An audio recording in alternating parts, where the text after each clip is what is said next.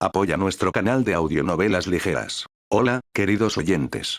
Si disfrutan de nuestras audionovelas y quieren ayudarnos a seguir creando más contenido, consideren hacer una donación a través de PayPal. Cada contribución nos ayuda a mejorar la calidad de nuestras producciones y a traer nuevas historias emocionantes para ustedes. El enlace está en la descripción del video. La herejía de Horus. La Torre del Rayo. ¿Qué es lo que temes? ¿Qué es lo que de verdad temes? Hubo una vez un palacio magnífico que reposaba como una corona de luz sobre la cima del mundo. Fue en los días postreros, cuando la humanidad dejó su roca natal por segunda vez para perseguir un destino que se le había negado en la época previa. Los maestros artesanos de múltiples gremios de marmolistas rivales habían levantado el palacio, piedra a piedra dorada, para que fuese una declaración de unidad majestuosa e inequívoca. Tras la lóbrega era de los conflictos, las tribus enfrentadas y los credos de Terra se habían aliado bajo una única ley, y el palacio pretendía ser un símbolo de ese logro asombroso. Todas las dinastías insignificantes y los etnarcas, todas las naciones, clanes y genos, todos los déspotas y tiranos pancontinentales habían sido acallados o aplastados, derrocados o anexionados. Algunos, los más sabios y clarividentes, habían acatado y abrazado la nueva ley. Mejor el vasallaje que la ira de los guerreros de armaduras de trueno. Mejor la sumisión que la enemistad del nuevo amo del mundo. Se decía que una vez lo veías o lo oías hablar no volvías a sentir dudas nunca más. Era el único, y siempre había sido el único. Había sido el emperador mucho antes de que cualquiera hubiera ostentado ese título. Nadie conocía su nombre de nacimiento, porque él siempre, de manera natural, había sido el emperador. Incluso los maestros artesanos de los gremios de marmolistas, famosos por sus mojigatas guerras de artífices y sus riñas jactanciosas, callaron y, en concierto, levantaron el palacio para él. Era monumental. No se trataba tanto de un edificio como de una masa continental moldeada a mano. Los maestros artesanos la construyeron sobre la mayor cordillera montañosa de Terra, y convirtieron los monstruosos picos en sus baluartes. Se erigió sobre un mundo devastado por siglos de guerra y perdición, y a pesar de que ese mundo iba a ser reconstruido con las ciudades extraordinarias y las maravillas arquitectónicas que florecerían en la nueva era de la unidad, nada podría alcanzar su magnificencia. Porque era una bella visión eufórica de plata y oro. Se decía que, una vez terminaron su trabajo, los maestros artesanos de los gremios de marmolistas dejaron caer sus herramientas y lloraron. En el momento en que se concluyó era la mayor estructura creada por el hombre en todo el espacio conocido. Sus cimientos se hundían profundamente en la corteza del planeta, sus torres sondeaban los límites carentes de aire de la atmósfera. Se apropió completamente de las palabras el palacio, sin necesidad de ningún calificativo adicional, como si ningún otro antes hubiera existido. Él había manchado esa gloria. Había levantado oscuros cortinajes de murallas alrededor de los salones dorados, enfundado sus etéreas torres en pieles de armadura de 10 metros de espesor. Lo había despojado de sus fachadas enjolladas y su ornamentación criselefantina, de sus delicados minaretes y sus cúpulas flamígeras, y en su lugar había implantado incontables torretas y emplazamientos de artillería, había excavado terraplenes colosales en las laderas que lo rodeaban y los había fortificado con 1.000.000 de baterías. Había uncido plataformas en órbitas síncronas para guardarlo desde lo alto, sus bancos de armas cargados y listos día y noche. Había dispuesto a sus hombres en los muros, blindados de oro y preparados para la guerra que se avecinaba. Su nombre era Dorn, y no estaba orgulloso de su trabajo. Badok Singh, el arquitecto de guerra, tenía la costumbre de acariciar los planos arquitectónicos según los extendía, como si se trataran de una mascota a la que profesara cariño. Necesidad, su palabra favorita, dijo mientras acariciaba los esquemas revisados de la elevación de Daulahiri. Es feo, dijo Dorn. Se alejó de la mesa y se apoyó en una de las gruesas columnas de la cámara de planos, los brazos cruzados sobre su ancho pecho. Feo es lo que harán si encuentran la puerta de Annapurna débil y desprotegida, respondió Singh. Se apartó y encendió su pipa de voz con una vela, permitiendo a su rebaño de sirvientes que terminaran de disponer los diseños y los ajustaran al armazón de bronce de las lentes de visionado para que pudieran ampliar los detalles y proyectarlos sobre la pared de la cámara con el fin de examinarlos más de cerca. Dorn se encogió de hombros. Sigue siendo feo. A Menzo de Traverto le llevó 30 años completar los orbes y el trabajo sobre la lazulita incrustada en esa puerta. Acudieron peregrinos hasta aquí solo para verla. Se dice que incluso superaba a la puerta eterna en su estética. ¿Y ahora estética? Singh sonrió. Comenzó a andar, dejando un rastro de humo azulado que partía de la cazoleta de su alargada pipa. Sus siervos lo siguieron por el corredor como una tímida camada que sigue a su madre. Singh era alto, más alto que el primarca, pero cadavéricamente delgado. Su gremio había cruzado genéticamente su linaje para favorecer la altura y facilitar las labores de medición y supervisión. Me encantan nuestras conversaciones, Rogal. Son un tanto contradictorias. Vos, el guerrero, y yo, el artesano, y sois vos el que me da lecciones de estética. No estoy dando lecciones, respondió Dorn. Era consciente de la presencia de Sigismund y Alchamus en la esquina de la gran sala, rígidos por el uso que el arquitecto de guerra hacía de su nombre de pila. Dorn tendría que oírles hablar después acerca del respeto apropiado y el protocolo una vez más. Por supuesto que no, dijo Singh, pero es una necesidad. ¿Cuántas legiones tiene ya el advenedizo a su lado? Dorn oyó a Sigismund ponerse en pie. Se giró y se quedó mirando fijamente al primer capitán de los puños imperiales. Sigismund le devolvió la mirada por un segundo y entonces abandonó la habitación. Dorn devolvió la mirada al arquitecto de guerra.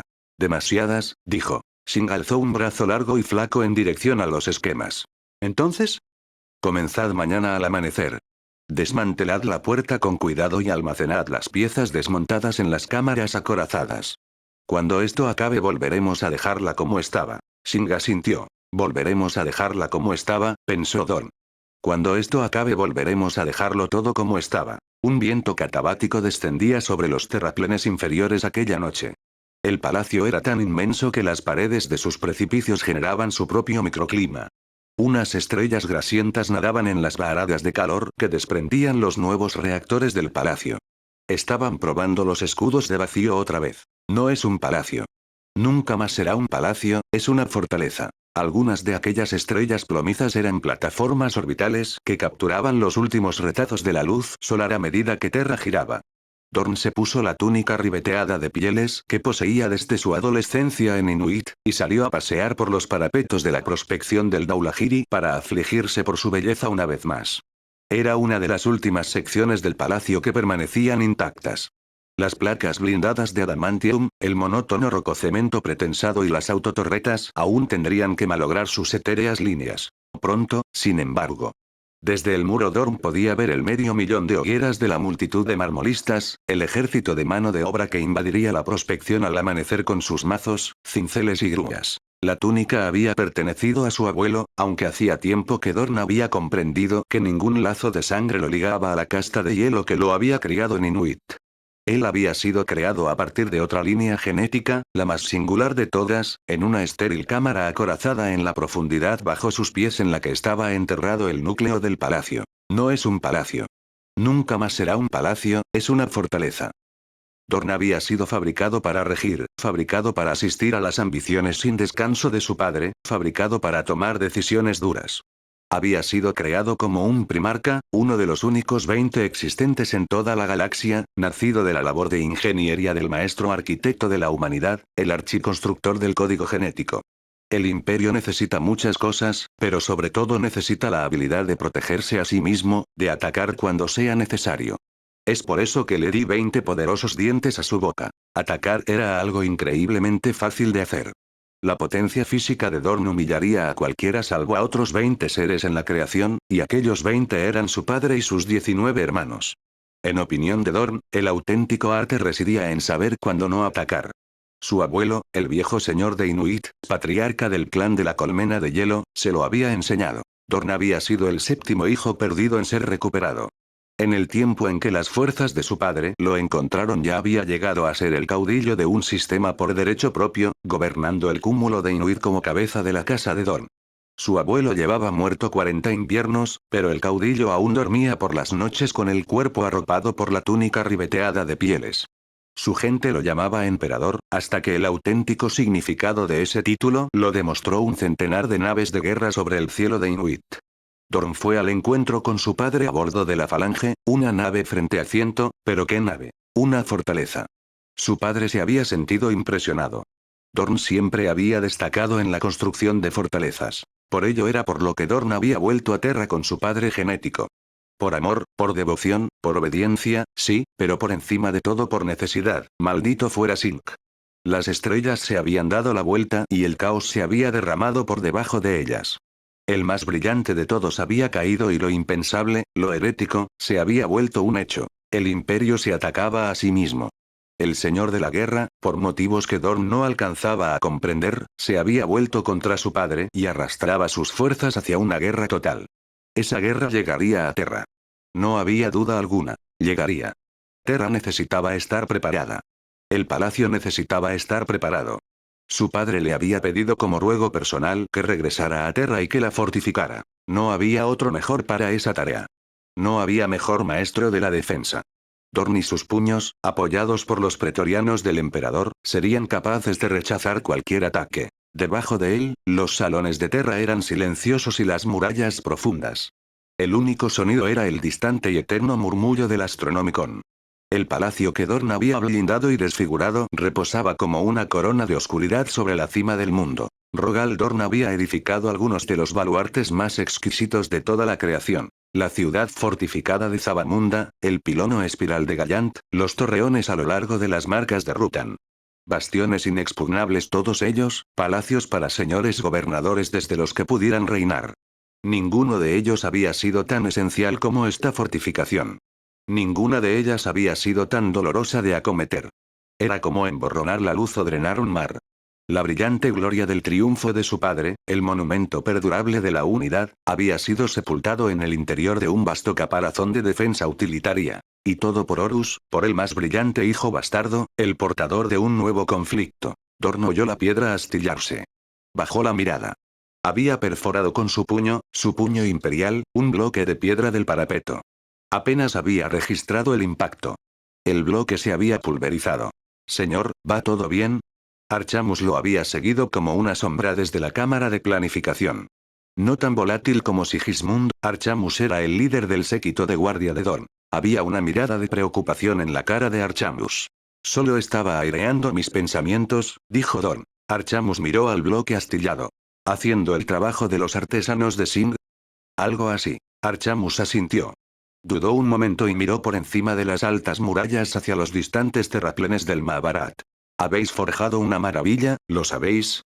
He arruinado una. Sé que lo odiáis, pero así tenía que ser. Y nadie podría haberlo hecho mejor. Dorn suspiró.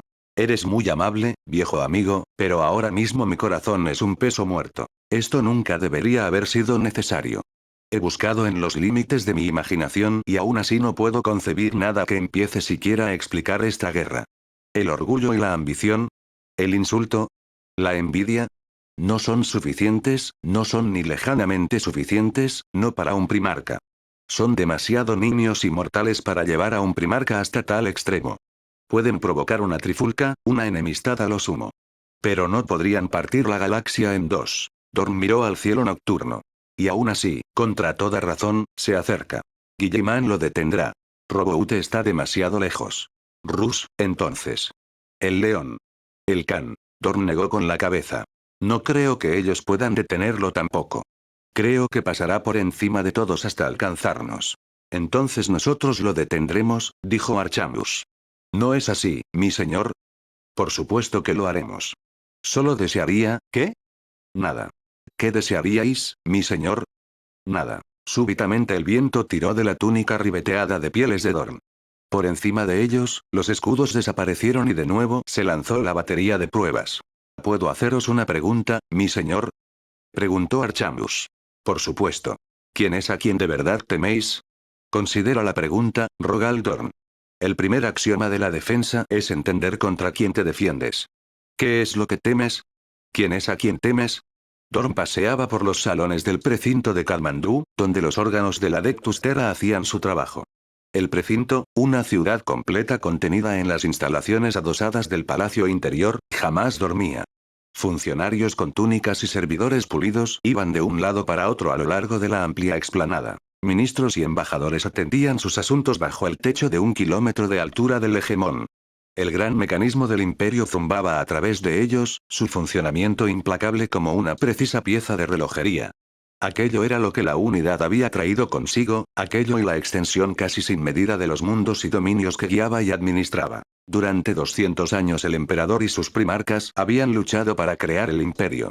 Habían llevado la gran cruzada de estrella a estrella, para forjar el imperio del hombre, una empresa épica que habían afrontado sin dudar, porque creían, con una convicción íntima, en el brillante destino al que estaban dando forma para su especie. Lo habían creído. Todos ellos. ¿Qué era lo que temía? ¿Quién era a quien temía? ¿Angrón? No, a él no. Dorn podría partir su cráneo en dos sin ningún reparo si se encontraran cara a cara. ¿Lorgar? ¿Magnus? Siempre había habido un fétido olor a brujería en esos dos, pero Dorn no sentía hacia ellos nada que pudiera describirse como miedo. ¿Fulgrim? No. El Fénix era un enemigo singular, pero no objeto de terror. ¿Perturabo? Bueno, su rivalidad venía de antiguo, el enfrentamiento rencoroso de dos hermanos que compiten por la atención de su padre. Lo viste en audionovelas héroe. Dorn sonrió a pesar de su estado de ánimo. Los años de intercambiar insultos con Perturabo parecían incluso cómicos comparados con aquello. Ambos se parecían mucho, demasiado envidiosos de las habilidades demasiado similares del otro. Dorn sabía que había sido un acto de debilidad por su parte haber picado el anzuelo del guerrero de hierro. Pero la rivalidad siempre había sido una fuerza motivadora entre los hermanos primarcas. Se había alimentado como un factor que los había llevado a logros cada vez mayores. No, no era Perturabo a quien temía. ¿Horus Lupercal, entonces? El vagabundeo sin rumbo de Dorn lo había llevado al investiario. En aquel amplio espacio, un anfiteatro abierto al cielo nocturno, las estatuas de los 20 reposaban en sus plintos de uslita en un círculo silencioso. Allí no había nadie. Incluso la guardia custodia estaba ausente. Los orbes luminosos brillaban en sus astas de hierro negro. El investiario tenía 2 kilómetros de diámetro. Bajo las estrellas rutilantes parecía una arena donde 20 guerreros se hubieran reunido para medirse en combate. El segundo y el 11º plinto llevaban vacíos mucho tiempo. Nadie hablaba nunca de aquellos dos hermanos ausentes. Sus respectivas tragedias se consideraban aberraciones. ¿Acaso habrían sido ellos advertidos de lo que nadie había considerado? Sigismund había instado a que las efigies de los traidores se retiraran del investiario. Incluso se había ofrecido a hacerlo él mismo. Aquello, recordó Dorn, había hecho reír al emperador. En aquel momento los traidores habían sido amortajados. Sus colosales figuras envueltas en trapos parecían fantasmas en la oscuridad azulada. ¿Horus, entonces? ¿Era Horus? Quizá. Dorn sabía que Horus era el más grande de todos ellos, lo que lo convertía en el enemigo más grave. ¿Podía alguien esperar superar a Lupercal en el campo de batalla? No se trataba en absoluto de una mera cuestión acerca del poder marcial. Dorn nunca había temido a un adversario en su vida independientemente de lo fuerte que fuera o lo duro que combatiera. El combate había sido siempre una mera prueba. Lo que importaba, lo que engendraba miedo era por qué un adversario combatía. ¿Qué lo hacía luchar? Ah, así que ahí está. Ahora la verdad se revela. Sintió que el pelo de la piel se le erizaba. No es a Horus a quien temo. Lo que temo es descubrir por qué se ha rebelado contra nosotros. No puedo concebir ninguna justificación para este cisma, pero Horus debe tener sus razones. Temo que cuando las conozca, cuando se las expliquen a mi mente perpleja pueda estar de acuerdo. ¿Vas a hacer los pedazos? Dorn se giró al oír el sonido de aquella voz. Por un momento había soñado como el suave gruñido de su padre. Pero solo era un hombre enfundado en una túnica y encapuchado que apenas alcanzaba la mitad de la altura de Dorn. Sus ropas eran las de un simple administrador de palacio. ¿Qué habéis dicho? Preguntó Dorn. El hombre se adentró en el círculo del investiario para encarar a Dorn. Hizo el gesto del viejo saludo de la unidad en vez del signo del águila. Estabas mirando los monumentos a tus familiares, observó. Te he preguntado, ¿vas a hacer los pedazos?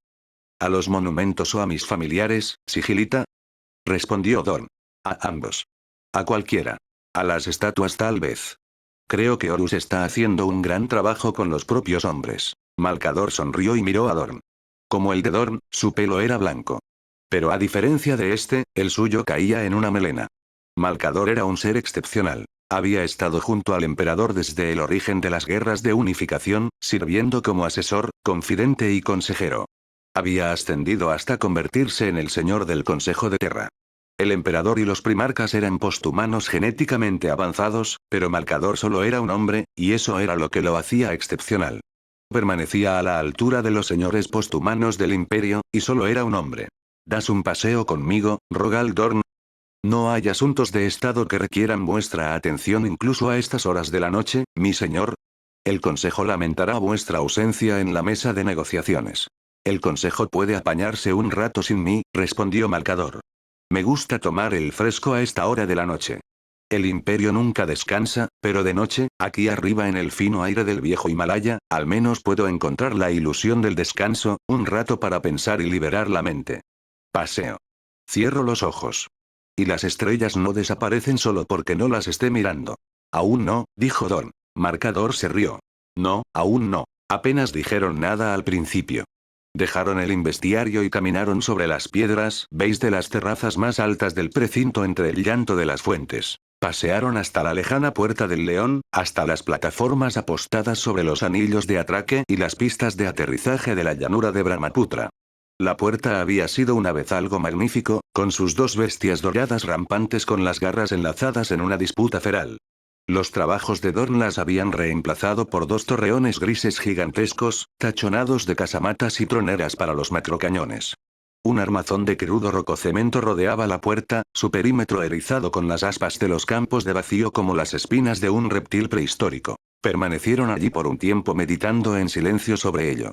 No soy un hombre sutil, dijo Malcador al final. Dorn alzó las cejas. Oh, está bien, dijo Malcador, tal vez lo sea. La astucia le viene de forma natural a un político. Sé que se me considera agudo. Una vieja palabra, sin más significado que sabio, respondió Dorn. Ciertamente. Aceptaré eso como un cumplido.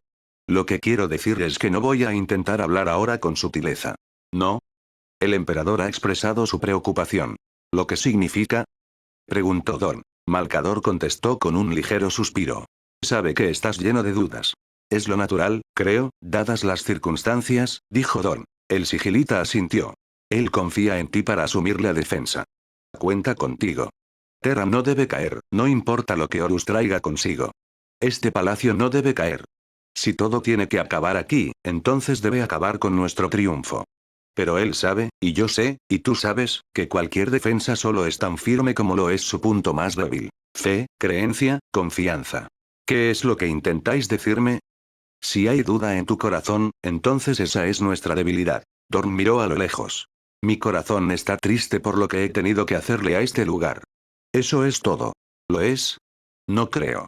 ¿Qué es lo que de verdad temes? Malcador alzó la mano y las luces de sus cámaras se encendieron. Dorn miró a su alrededor. Nunca antes había estado en las estancias privadas del sigilita. Antiguas imágenes colgaban de las paredes, cosas frágiles y descascarilladas de madera, lienzo y pigmentos en descomposición, preservadas por delgados campos azules de éxtasis. El retrato pálido como el humo de una mujer con una peculiar sonrisa, chillonas flores amarillas pintadas con gruesos brochazos de pintura, la inquebrantable pero legañosa mirada de un viejo rollizo representado en una sombra marrón tabaco.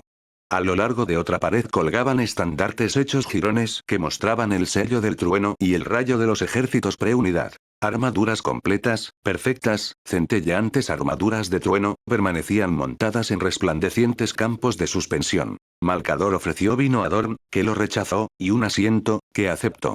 He llegado a una cierta paz conmigo mismo, dijo Dorn. Entiendo qué es lo que temo. Malcador asintió. Se echó sobre los hombros la capucha y la luz brilló sobre su largo pelo blanco. Tomó un sorbo de su vaso. Ilumíname. No temo a nadie. Ni a Horus, ni a Zulgrim, a ninguno de ellos. Lo que temo es la causa. Temo la raíz de su enemistad. Temes lo que no comprendes. Exacto. Soy incapaz de comprender lo que empuja al señor de la guerra y a sus cohortes. Es algo casi alienígena, algo que desafía toda traducción. Una defensa férrea se basa en conocer aquello frente a lo que se está defendiendo. Puedo levantar todos los terraplenes y murallas y bastiones armados hasta los dientes de cañones que quiera, y aún así seguiré sin saber contra qué estoy luchando. Muy perspicaz, dijo Malcador, y cierto para todos nosotros. Casi me atrevería a decir que ni el emperador entiende completamente qué es lo que empuja a Horus contra nosotros de esa manera tan furibunda. ¿Sabes lo que creo? Decídmelo. Malcador se encogió de hombros. Creo que es mejor que no lo sepamos. Comprenderlo es comprender la locura. Horus está loco. Caos está dentro de él. Habláis como si el caos fuera algo. Lo es. ¿Te sorprende? Has conocido la disformidad y visto los efectos de su toque corruptor. Eso es caos. Ahora ha tocado a la humanidad, retorcido al mejor y más brillante de nosotros. Lo único que podemos hacer es permanecer fieles a nosotros mismos y rechazarlo, negarlo. Intentar comprenderlo es el empeño de un necio. Nos reclamaría a nosotros también. Ya veo. Pues no lo veas, Rogal Dorn, y vivirás más tiempo. Lo máximo que puedes hacer es aceptar tu miedo. Eso es todo lo que cada uno podemos hacer. Reconócelo como lo que es. Tu simple y llana cordura mortal petrificada ante la visión de la infecciosa y sofocante locura de la disformidad. ¿Eso es lo que cree el emperador? Preguntó Dorn. Es lo que sabe. Es lo que sabe que no sabe. A veces, amigo mío, en la ignorancia está la salvación. Dorn permaneció sentado un momento. Malcador lo miraba, tomando a ratos un sorbo de su vaso. Bien, os agradezco vuestro tiempo, mi señor, dijo Dorn tras unos momentos. Y vuestra franqueza. Tengo que. Una cosa más, dijo Malcador dejando el vaso y poniéndose en pie. Hay algo que quiero enseñarte. Malcador cruzó la sala y cogió algo del cajón de un viejo escritorio.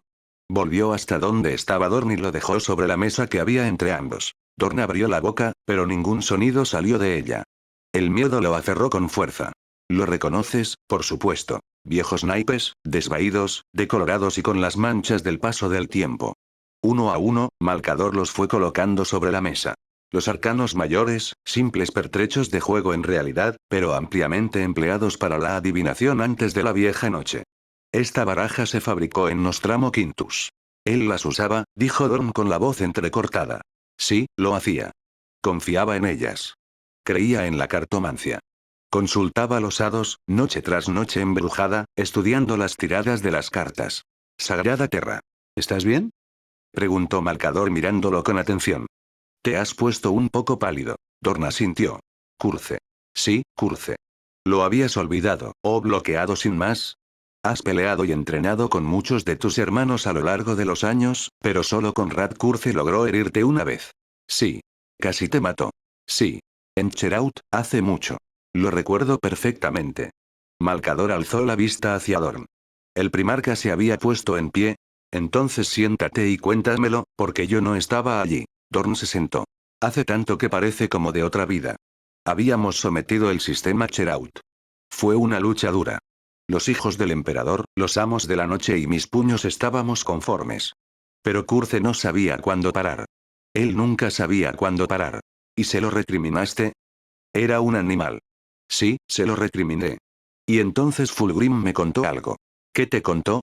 Dorn cerró los ojos.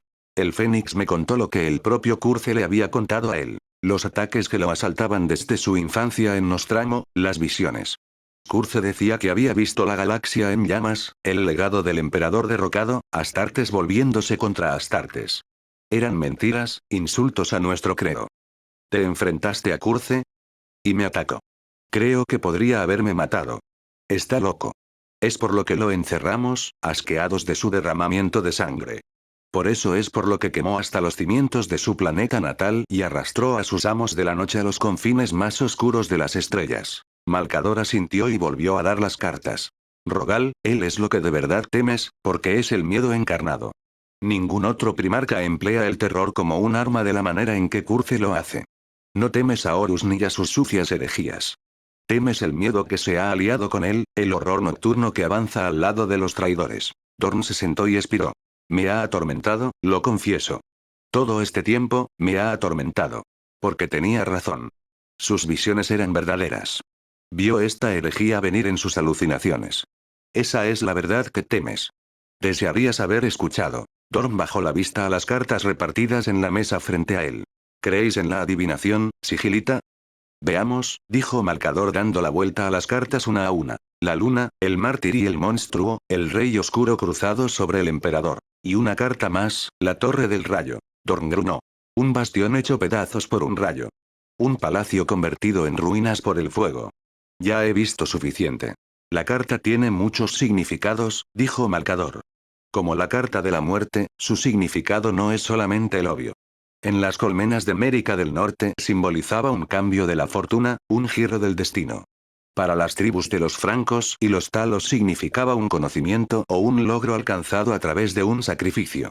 Una llamarada de inspiración si lo prefieres, una que sacude el mundo que conoces pero que te entrega un regalo mayor. El rey oscuro se abate sobre el emperador, apuntó Dorn. Malcador bufó. Bueno, esto no es una ciencia exacta, amigo mío. Se habían abierto camino a través de las masivas defensas terrestres de Alduan y Shigaze. El cielo en la cima del mundo estaba ardiendo. A pesar de los bombardeos de las plataformas orbitales y de los ataques constantes de los Stormbears y los Aukoinks, las legiones traidoras avanzaban a través de Brahmaputra, a lo largo del delta de Karnali. Lluvias de fuego continentales rugían a lo largo y ancho de la llanura gangeática. A medida que alcanzaban las murallas externas del palacio, el flujo imparable de la multitud de vociferantes máquinas de guerra bípedas era recibido con monzones de potencia de fuego.